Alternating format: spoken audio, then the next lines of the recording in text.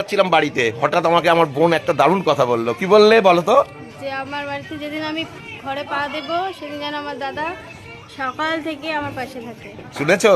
এই একেই বিপদের সময় যখন হচ্ছে আমি যখন ঘরে পা দেবো দাদা যেন থাকে, আর তোমরাও আমার সাথে সবাই থেকো। একেই তোমরা আমাকে অনেক সাহায্য করেছো। একেই বলে মানুষ মানুষের জন্য। মানুষকে পকেটে অনেক টাকা থাকতে পারে, গাড়ি বাড়ি থাকতে পারে, এই ভালোবাসা কিন্তু অনেক মূল্যবান, এটা টাকা দিয়ে পাওয়া যায় না। এই জন্যই তো আমি অসহায় মানুষের একটু হাসি দেখতে ভালোবাসি। মানুষ মানুষের জন্য। এই ছোট্ট নাট্যমঞ্চে কোথা থেকে এসেছি জানি না, কোথায় চলে যাব জানি না। যে কটা দিন থাকো পৃথিবীতে আনন্দ করো, অসহায় মানুষের সেবা করো, অসহায় মানুষকে হাসতে শেখাও। আমরা তো নিজেরা সবসময় হাসি।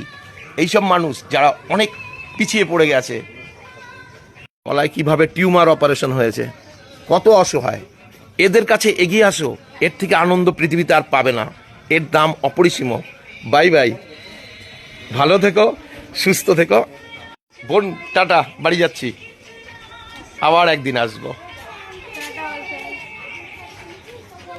সবার শুভকামনায় সকালবেলা আমি পম্পার বাড়ি।